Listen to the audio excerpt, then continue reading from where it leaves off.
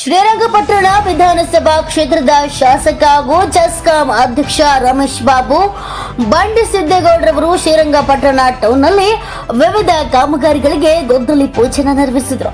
ಹೌದು, ಶಾಸಕ ರಮೇಶ್ ಬಾಬು ಬಂಡಿ ಸಿದ್ದೇಗೌಡ ಮಾತನಾಡಿ, ಶ್ರೀರಂಗಪಟ್ಟಣ ಗಂಜಾಂನಲ್ಲಿ ನೂತನವಾಗಿ ನಿರ್ಮಿಸಿರುವ ಕಸಬಾ ಸೊಸೈಟಿ ವಾಣಿಜ್ಯ ಸಂಕೀರ್ಣ ಕಟ್ಟಡ, ಸ್ಮಶಾನದ ಗೊದ್ದಲಿ ಪೂಜನ, ಗಂಜಾಂನ ದೊಡ್ಡ ಸ್ಮಶಾನದ ಕಾಮಗಾರಿ ಹಾಗೂ ಶ್ರೀರಂಗಪಟ್ಟಣ ಟೌನ್ ಸ್ಮಶಾನದ ಅಭಿವೃದ್ಧಿ ಕಾಮಗಾರಿಗಳಿಗೆ ಸುಮಾರು 2 ಕೋಟಿ ವೆಚ್ಚದಲ್ಲಿ ಕೆಪಿಸಿಎಲ್ ಅನುದಾನದಲ್ಲಿ ಕಾಮಗಾರಿಗಳು ಶೀಘ್ರವಾಗಿ ನಡೀತಾ ಇವೆ.